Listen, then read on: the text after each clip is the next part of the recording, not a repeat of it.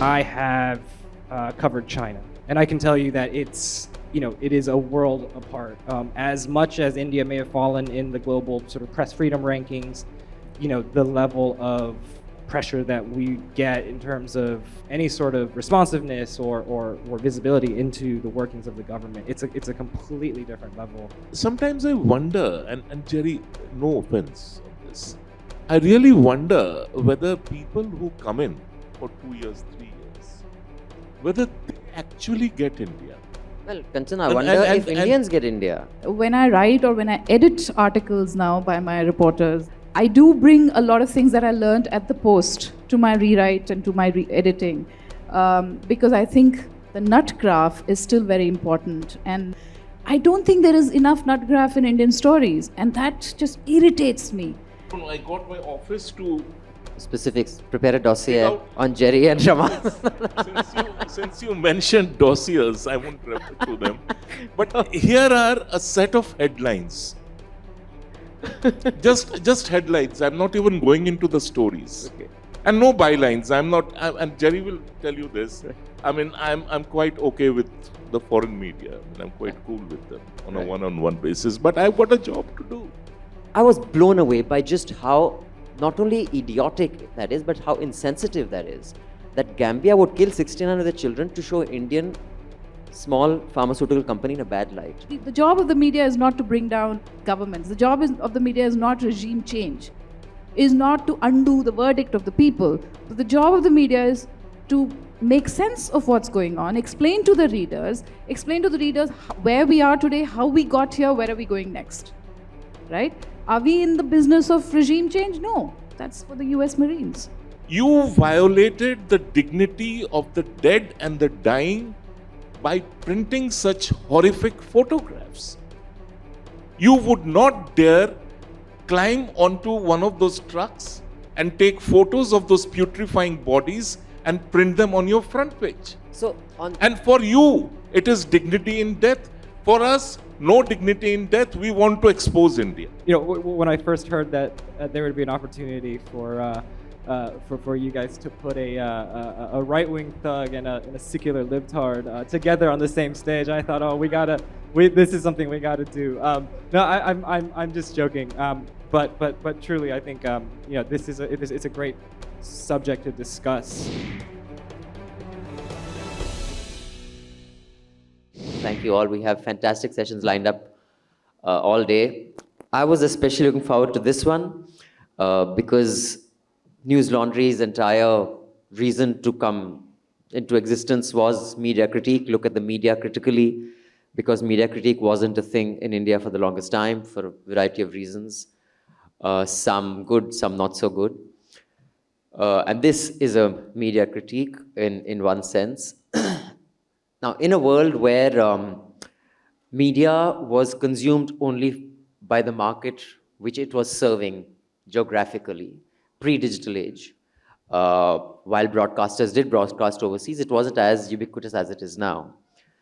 The relationship of media with home governments and foreign governments have changed.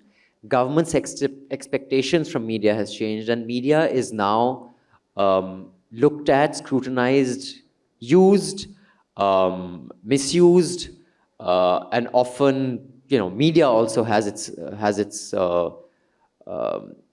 shortcomings of how it presents various stories.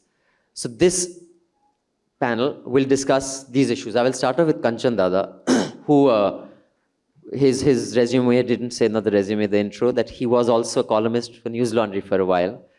So I don't know whether he's proud or embarrassed of it now, but he did. No, you're not. So, Kanchan Dada, I know you often, I have had conversations with you, I have seen your critique on social media and elsewhere on the foreign press and how it presents India. And it is a critique that one sees more and more in India.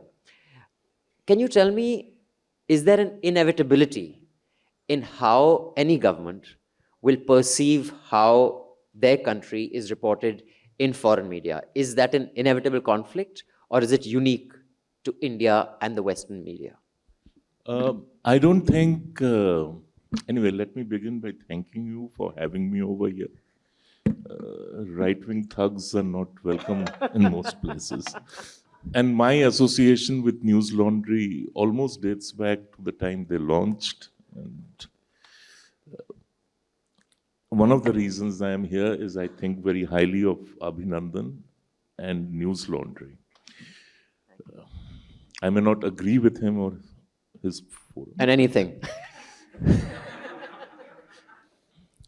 Now, coming back to your question, I think governments around the world, show me one country where the government is not sensitive to what media writes, A, about the government, and B, about the country. And that sensitivity naturally sort of increases when it is the foreign media commenting on the government and the country. There is, I am quite aware of it, that there is some amount of hostility that, oh, government thinks like this about foreign media, government thinks like that about foreign media. You ain't seen nothing. I mean, at the time when Mrs. Indira Gandhi was Prime Minister, foreign media had really tough times working out of Delhi. One of the journalists, he was frog marched to what was then called Delhi airport in the middle of the night and put on the first plane out of the country. So we have traveled a long distance from there, and definitely today no such thought ever crosses the government's mind. At the same time, no, when you say that, is it applicable to all governments when it comes to sensitivities? I remember when Manmohan Singh was Prime Minister, either it was Time or Newsweek which lampooned him on the cover. And that is not done. You just don't do it.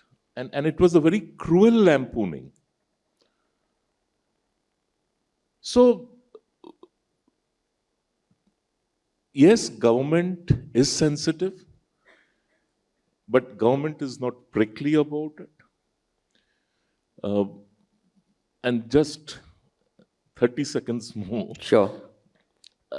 Soon after I rejoined government around this time last year, I had taken the INB Minister Anurag Thakur to the Foreign Correspondents Club, FCC.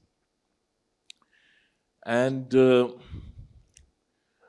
I sort of insisted that, no, you must go meet them, understand where they are coming from, and they should also know where we are coming from. It was a good interaction, and 2 points were made. A, I think Gerry was also there. 2 points were made that, one, please do whatever your job is and what you think is right, and we will continue to do our job as to what we think is right. Only suggestion is that if you are critiquing the government, at least try and reach out to the government to check out what does government have to say on this particular issue. Two, if you have any problems related to your work, let us know, we will resolve it.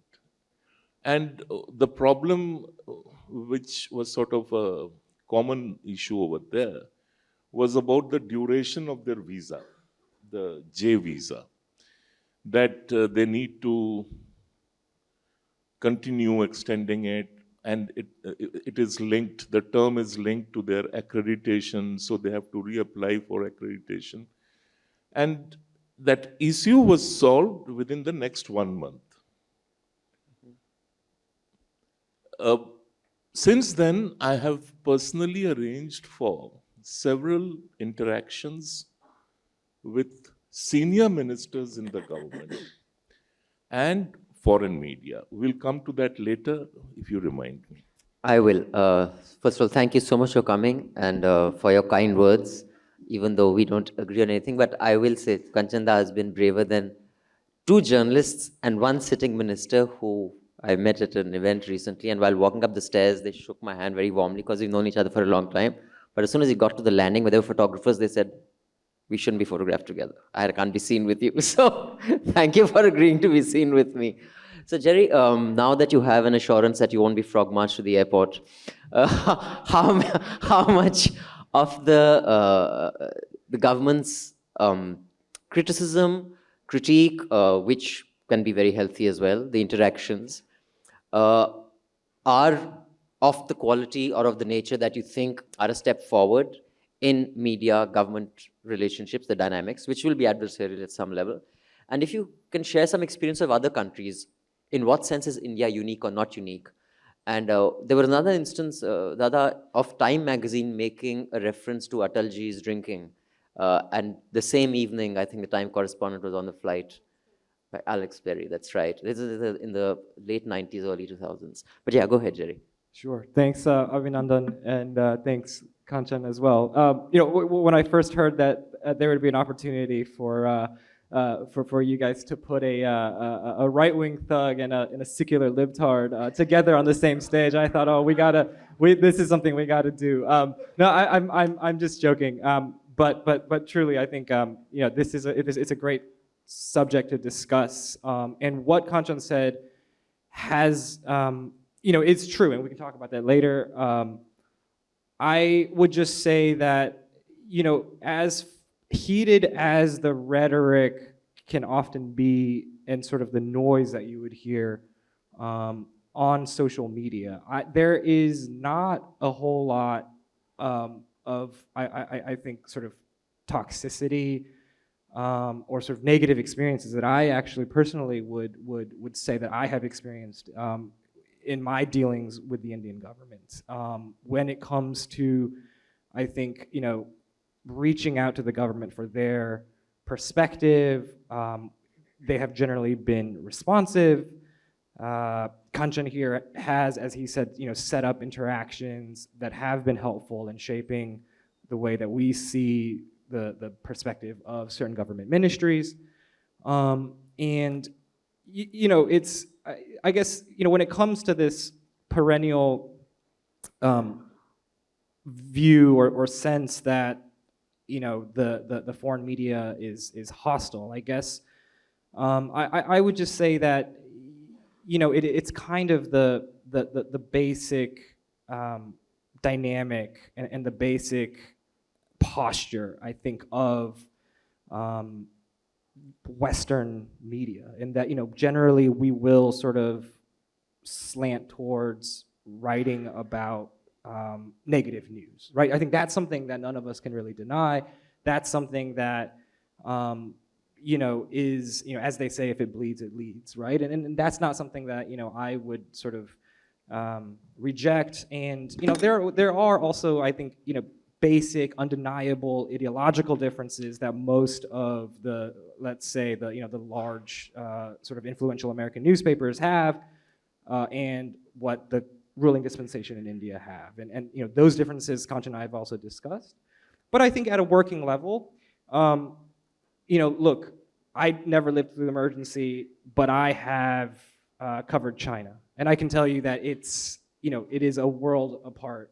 As much as India may have fallen in the global sort of press freedom rankings, the level of pressure that we get in terms of visa restrictions, surveillance when we're out in the field, it's both digital and in person, and just the kind of complete lack of any sort of responsiveness or visibility into the workings of the government. It's a completely different level.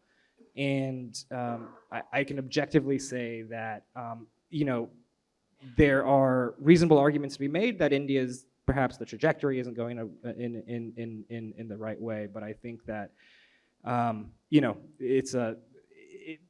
let's just say that it could be an order of magnitude, several orders of magnitude worse. Sure. Of course, I'd like to have the aspiration of the American freedom of speech and press rather than China or Russia. But we have dropped on the global rankings of the Press Freedom Index. Now, whether they're credible or not is another conversation I'm sure Kanchan Dada will have a lot to say about. But Rama, one question that you're uniquely poised to answer, and feel free to weigh in on the rest, but this specifically, because you have worked for a foreign publication as well, and you work for a prominent Indian one.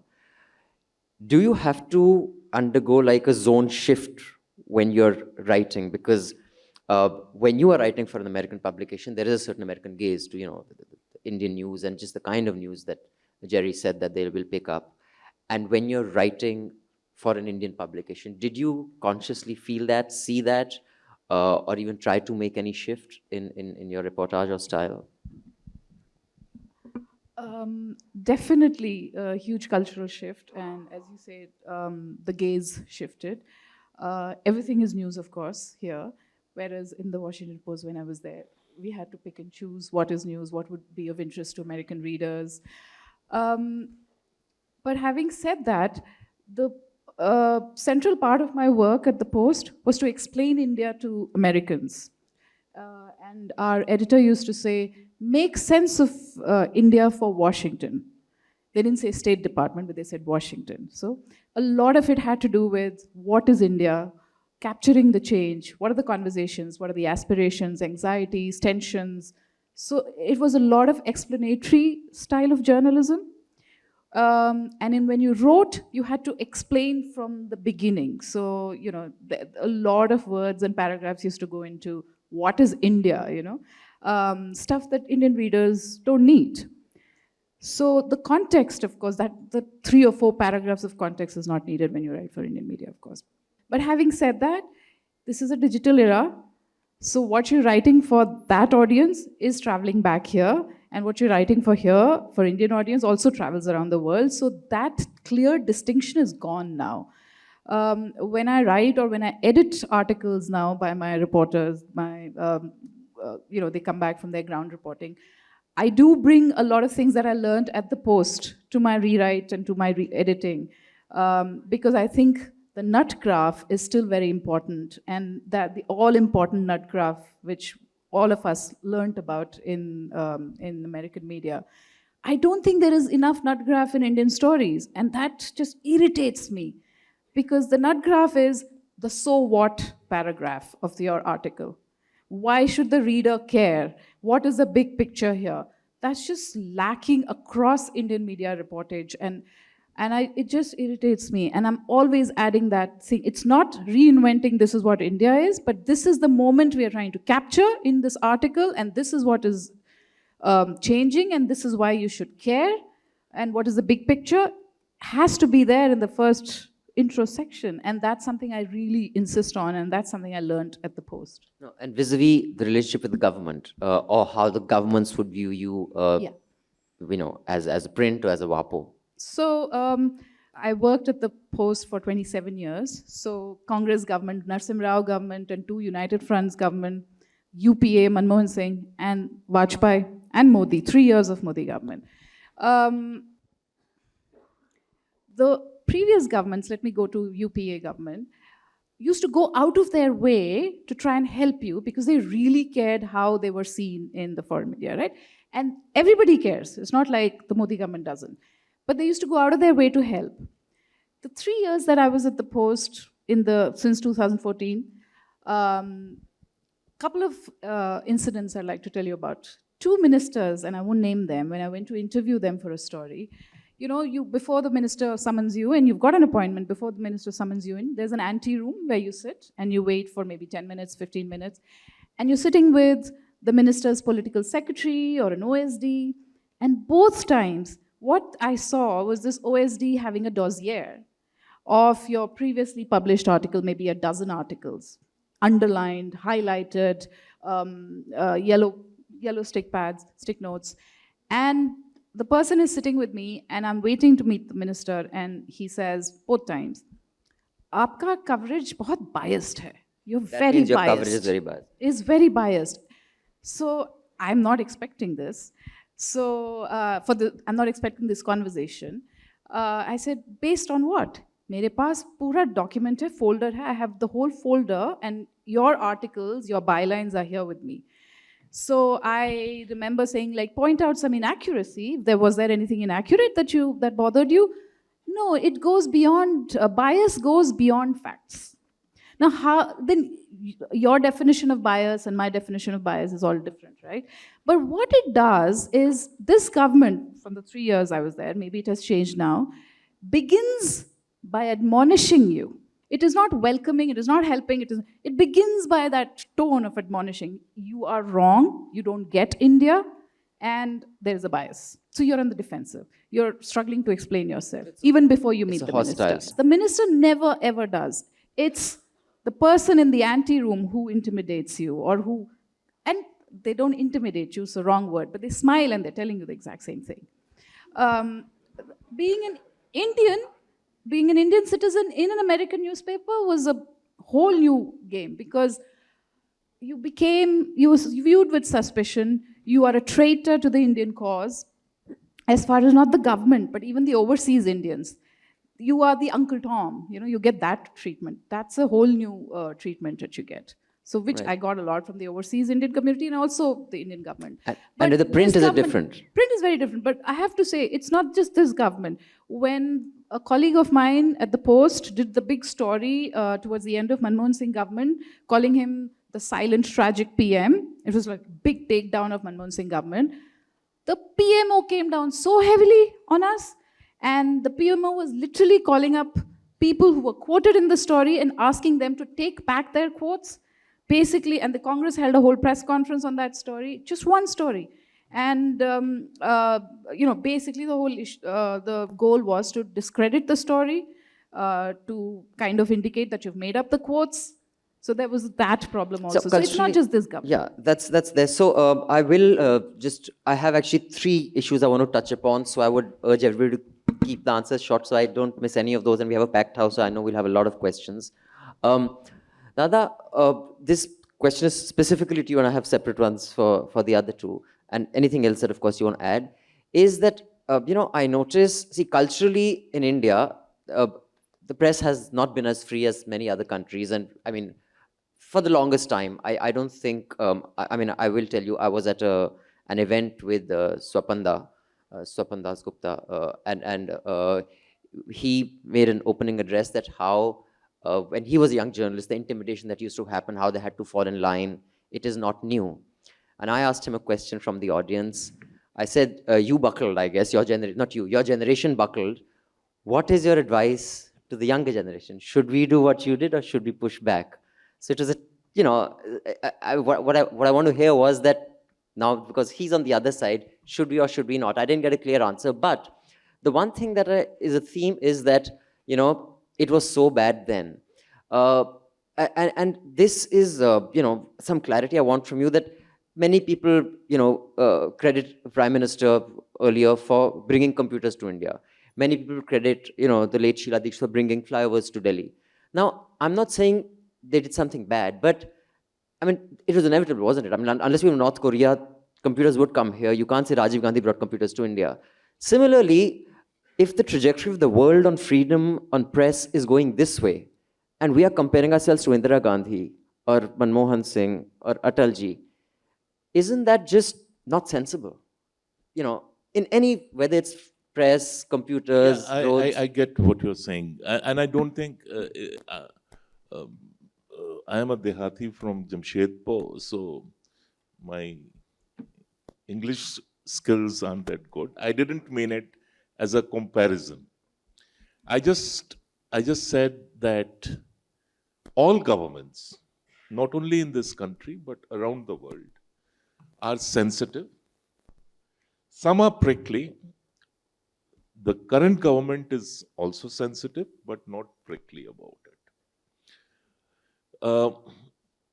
Now, when you talk of the inevitability of the process, with social media so dominant now, it would be absurd to try and control traditional media. So even if you are able to kill a story in a newspaper or a channel, it will find its way on Twitter, Facebook, YouTube, and if not any of these, then Insta, and if not Insta, then WhatsApp. So I don't think there is any uh, concerted effort to manipulate or to sort of intimidate. At least I am not aware of it, and I've been around in this particular job for more than a year now, and I don't think I have done it with anybody. You have been intimidated as a journalist during to 2012 when you were questioned, right? Yes. I mean, all that has happened. And, since you mentioned Swapan and I were together at the Statesman. And the kind of, we talk of censorship, intimidation without understanding how it worked. We carried a photograph. Sonia Gandhi and Rahul Gandhi had gone to Mizoram for a holiday after the peace accord was signed. And there were some very good photographs which came out of that visit.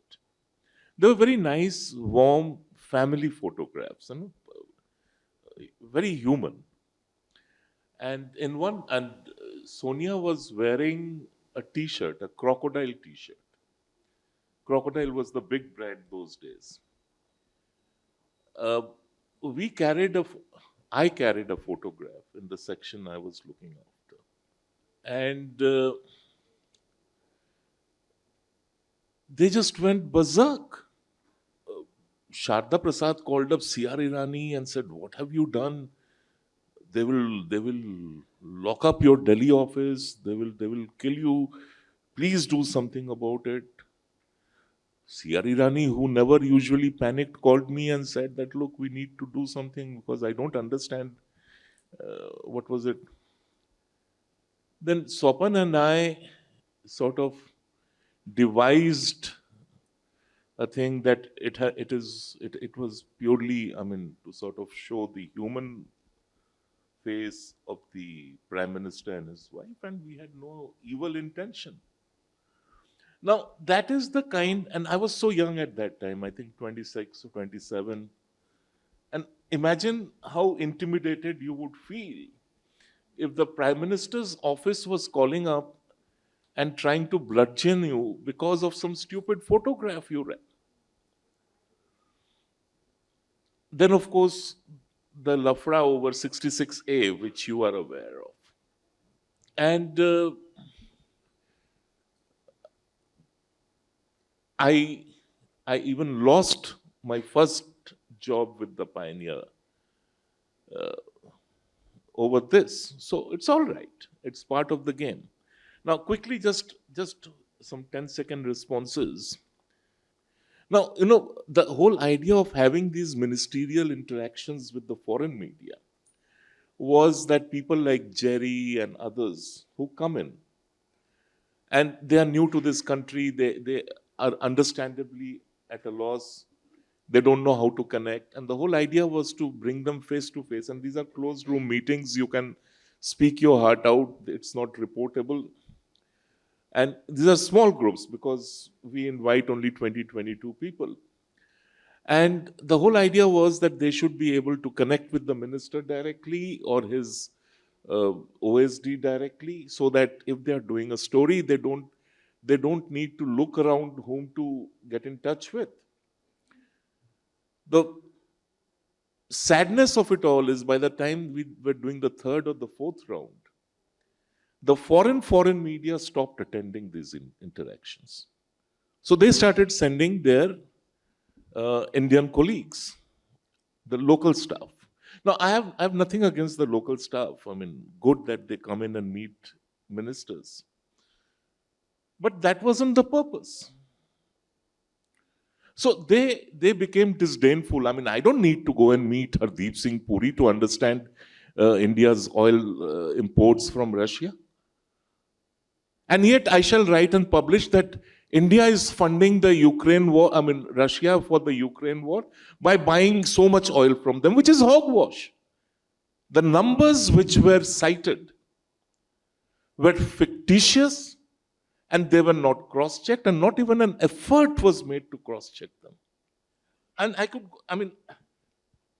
know, I got my office to Specifics. Prepare a dossier Without- on Gerry and Rama. Since you mentioned dossiers, I won't refer to them. But here are a set of headlines.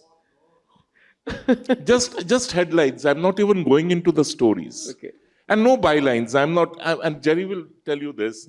I mean, I'm quite okay with the foreign media. I mean, I'm quite cool with them on a one-on-one basis. But I've got a job to do. Sure. Now, for instance, COVID, the second phase was terrible. It was terrible. I mean, I lost my father. And I lost my father in a very tragic manner. He was living in Calcutta. I was living over here. There was no travel happening. And I couldn't even see him when he was being taken to hospital. I couldn't see him after he died. And I had to telephonically arrange for his cremation by the local municipality staff. It was, for me, a very personally tragic experience. And for millions of people, it was a tragic experience. And that would be equally true for the developed countries. In America, they couldn't keep pace with burying people. They were storing dead bodies in refrigerated meat trucks. Mm-hmm. In Italy, people were dying on pavements. And this is all recorded. Sure. No, the point which I am making, Abhinandan, and it's a very serious point. You violated the dignity of the dead and the dying by printing such horrific photographs. You would not dare climb onto one of those trucks and take photos of those putrefying bodies and print them on your front page. And for you, it is dignity in death.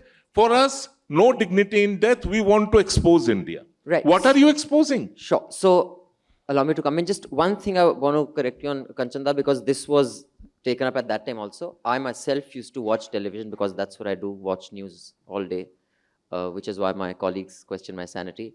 There were helicopter shots in New Jersey of the burials happening, just like that cremation. No, I'm talking of close-up shots. No. I will not yield on this point.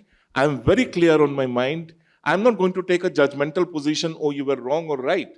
I'm just saying that this is what they did. Okay. Now, there is an attitude issue. I mean, Gerry says we tend to do negative stories. Your NPR correspondent in Mumbai, she sees a WhatsApp video or some YouTube video of garbage along railway tracks in San Francisco, where I'm told people now, ODF, or whatever it is called, open refreshment. It is now fashionable over there. She saw some photograph, and she puts out a tweet. I thought it was India. Sure, that's insensitive. No, it's not insensitive. And offensive. It is something which comes from within. Yeah, but these are specifics. I'd like to talk about ultimately it's all about specifics. At an institution. I mean, the headlines which I showed you, they are about specifics. Yeah, I'd just like to move on, Dada. Gerry, the specific question to you is this whole thing of, Dada, things haven't changed. You would be happy to know. I don't know how many hours you were questioned for. I was questioned for 13 plus 8, a total of whatever, that's 21 hours. So how do you know? Did they come and tell you? But yes, they couldn't believe that I have no real estate. They said, you don't have real estate? I said, no. I said, does everybody make a lot of money to buy real estate anyway? So that hasn't changed, and I welcome more raids. I'm a sparkling conversationalist, so any other IT officers are welcome to my office. Gerry, the specific instance I mentioned, and is it different in any other country? The Iraq War. Judith Miller, famously, the New York Times, which is so touted for its credibility, endorsed the weapons of mass destruction theory. And at that time, was it the same kind of pressure that any government would not put actively on its media, but it's just in the air that even the New York Times, which one would assume would be anti-establishment, and that the Bush establishment, endorsed the WMD theory, which turned out to be fake. Did the Times take a hit on its credibility? How severe was the hit? And again, is that inevitable for any government, for any news organization that is in the geography of a government? When things become national versus anti-national, very few would actually go against the current. Yeah, it's a really interesting point. I think certainly the Times took a serious hit in the WMD episode, and I think it sort of speaks to the dynamics between reporters and their sources.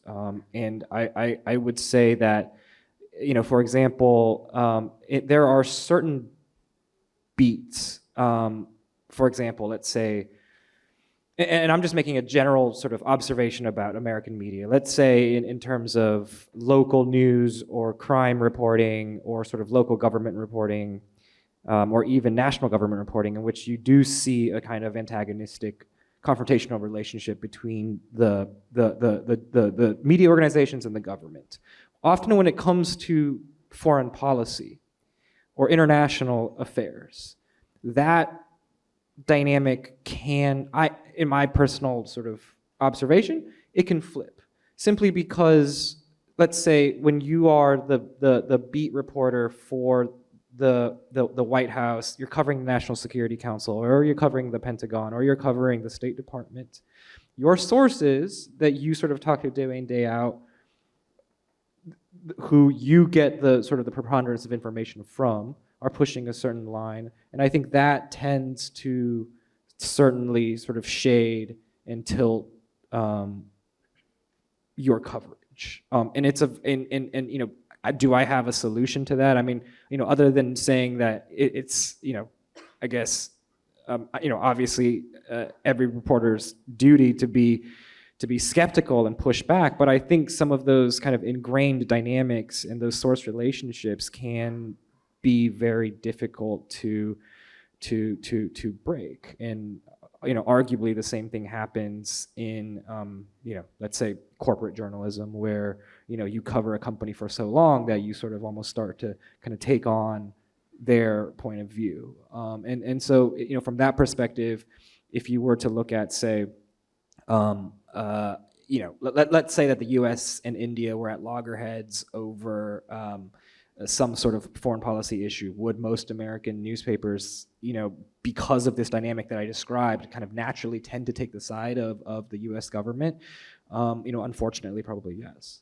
Okay, Rama, to the same question of towing the line of the government, do you think that's changing when even politicians, where political considerations and across the world, and I will take the example of the former President Donald Trump, where depending on what media you see, if you're watching CNN or the liberal media, it's like he is telling the Russians, come on, interfere in the election, in that famous speech of his, where he said, I hope you're watching, where are Hillary's mails, I hope you're watching, and other such, or when he says that, Putin is behaving like a strong man, that's how we should be.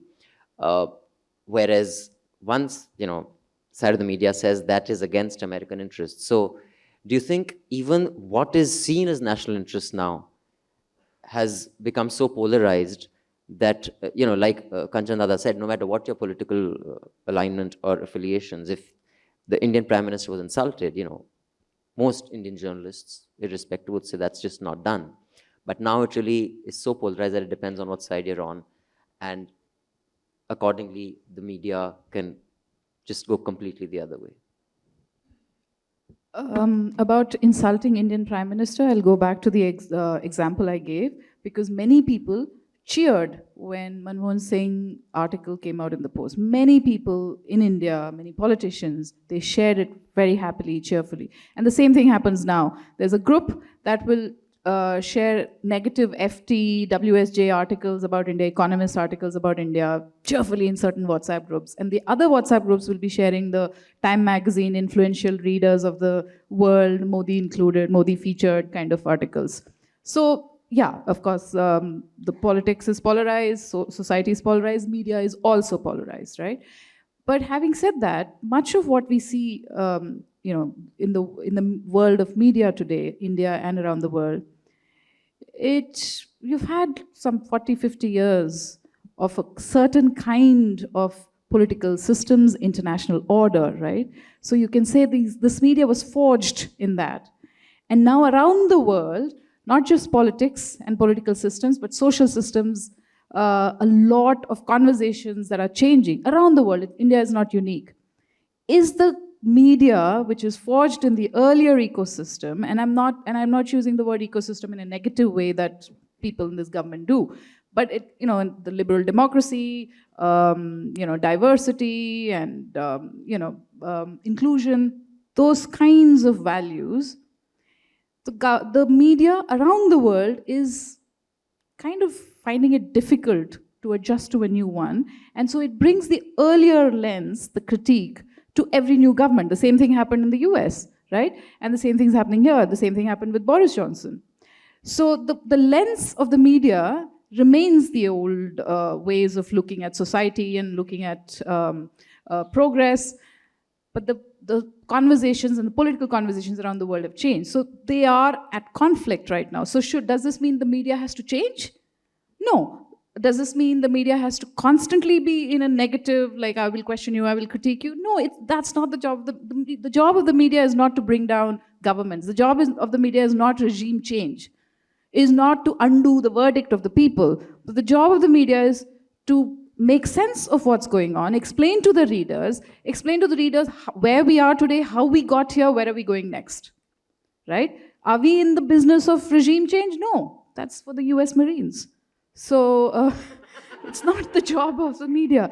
So yes, it will look like we're in in a hostile relationship, but it's also a lot of it is changing. Even in the media, there are lots of journalists who are different now, who bring different lenses.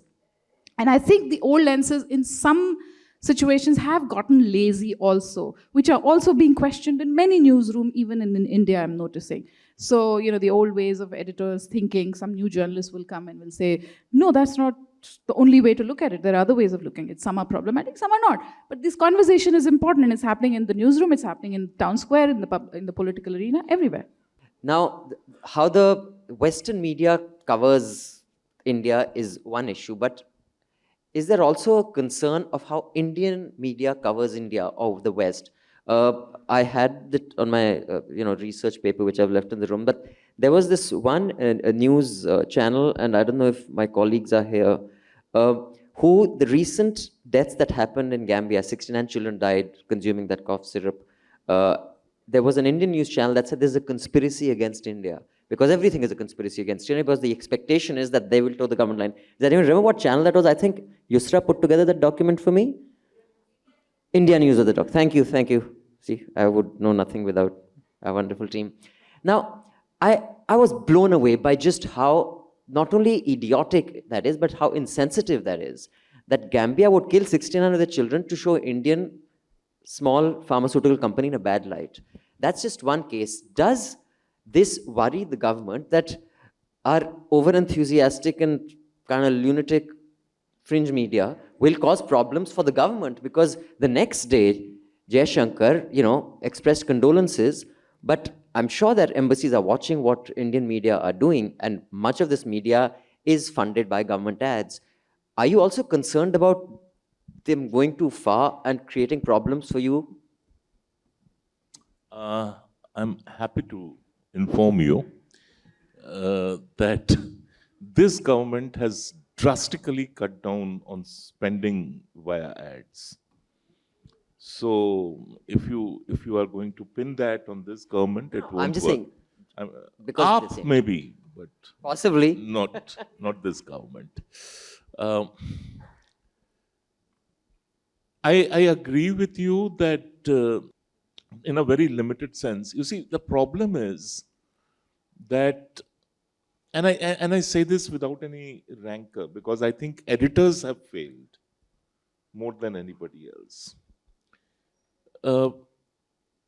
People increasingly on live channel, they talk rot.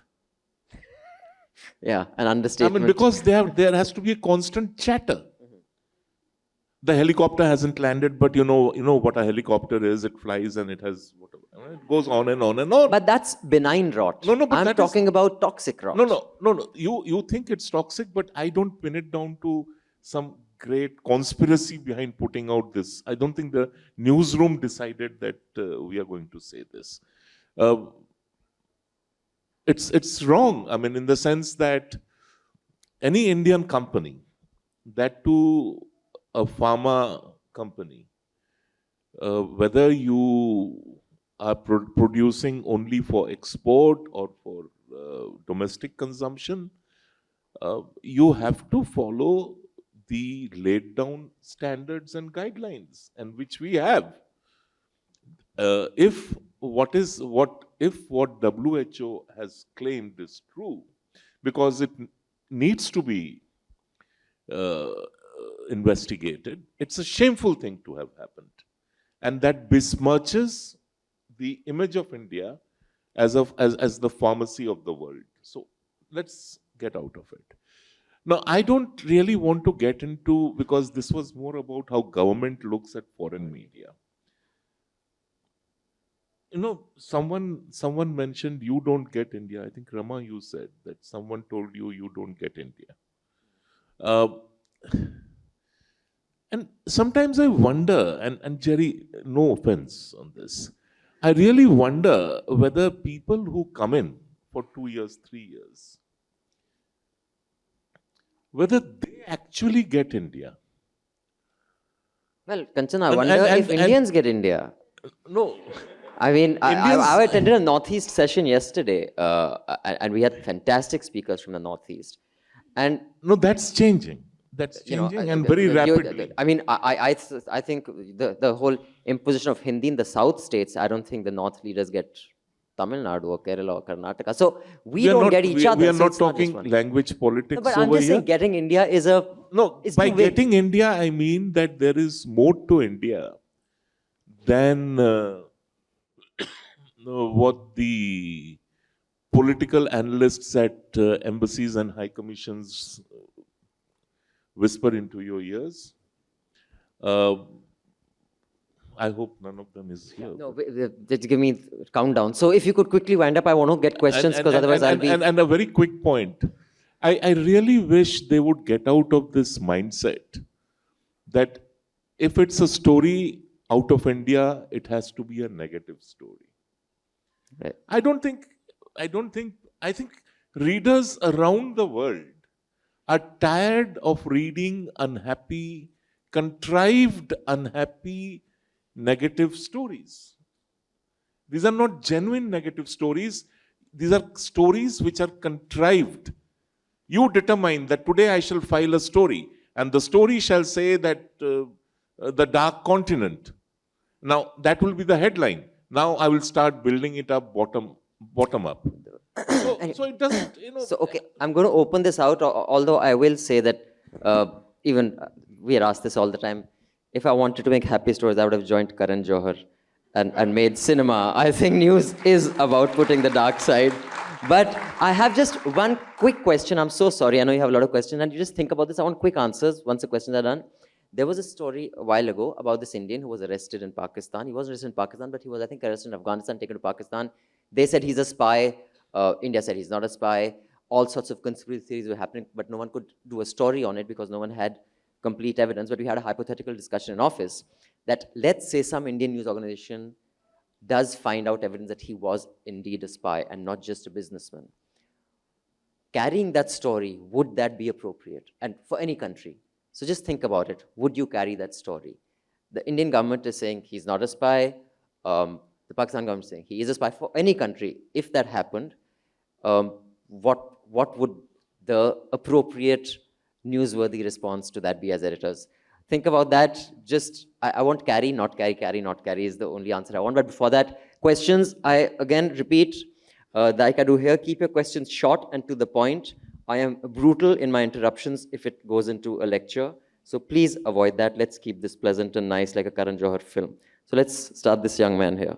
Hello, everyone.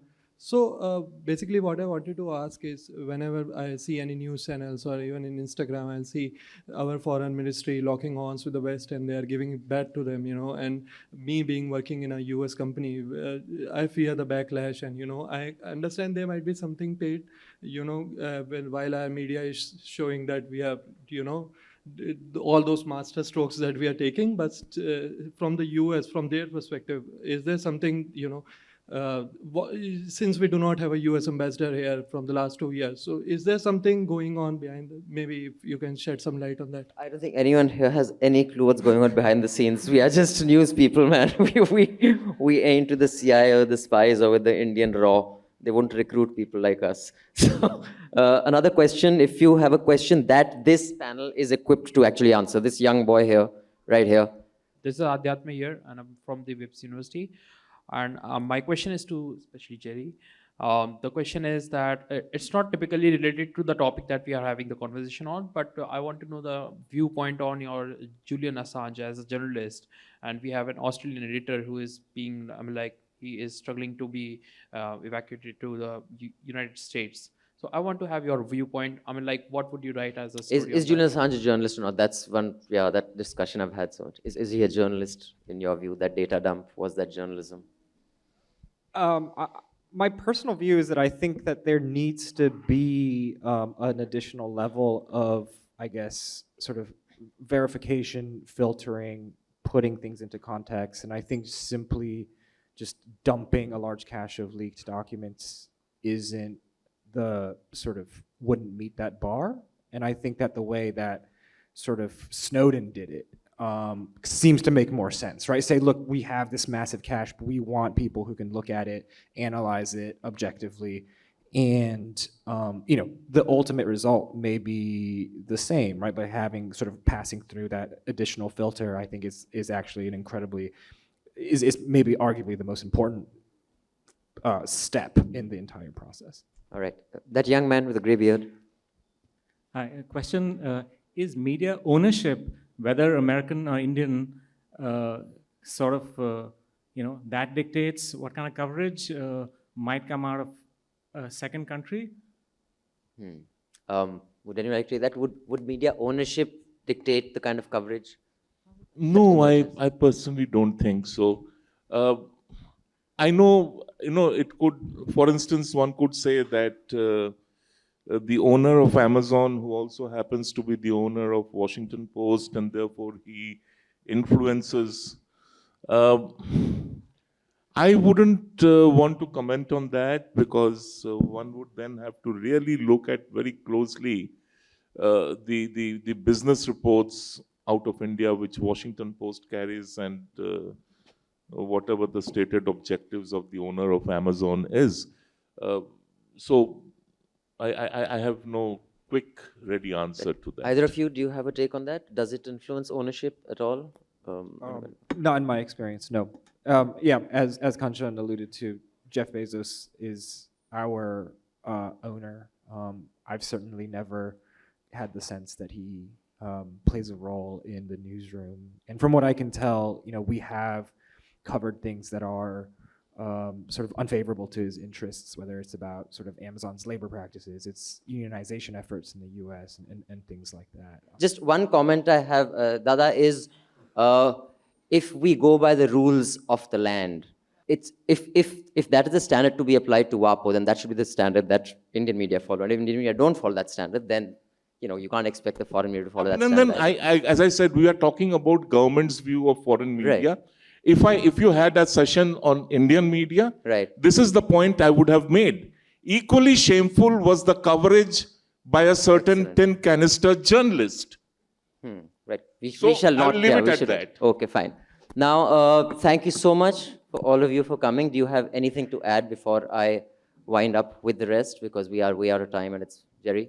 Just very quickly, I actually think that Kanchan does make a legitimate point. This is a conversation that's happening in the world media. Just last week, with what happened with the shooting in Thailand, there was an incident where I think it was the Foreign Correspondents Club of Bangkok, actually, that was headed by a Westerner, I think for the BBC, if I recall correctly. They issued a statement criticizing CNN for basically like running beyond the police lines to get like close-up shots of like, you know, blood-stained walls and this stuff, and they basically chastise them, saying, would you have done that if you were back in the US? And so that, I think, is a, you know, it's a legitimate debate to have. One thing quickly I want to say is, you know, I would just hope that at the same time, you know, these sort of deep-grained, you know, sort of biases may exist, but at the same time, I would urge, you know, I guess people to engage with the foreign media in good faith. You know, speaking as, you know, somebody who is in my position, I don't think that, you know, any of us are here intentionally to write about open defecation. I think, you know, we all recognize, look, I don't want to do any stories about the cows and monkeys of Delhi. I think we are well past that point in how the world and how its Western media looks at India. We're going to scrutinize India as a rising world power. And, you know, you may see less of the stories about the cows and the monkeys, but you're going to see a lot more, I think, hard-hitting and serious sort of scrutiny of India's role and its responsibilities on the world stage. So, yeah, stay tuned. But thank you so much. Thank you, Kanchanda. Always a pleasure having you. I do hope you will stay for lunch and you're not always too busy to just zip off. Thanks, Gerry, and thanks, Rama. And the young man there, I have an answer to your question. Media ownership does not determine coverage as much as the revenue model.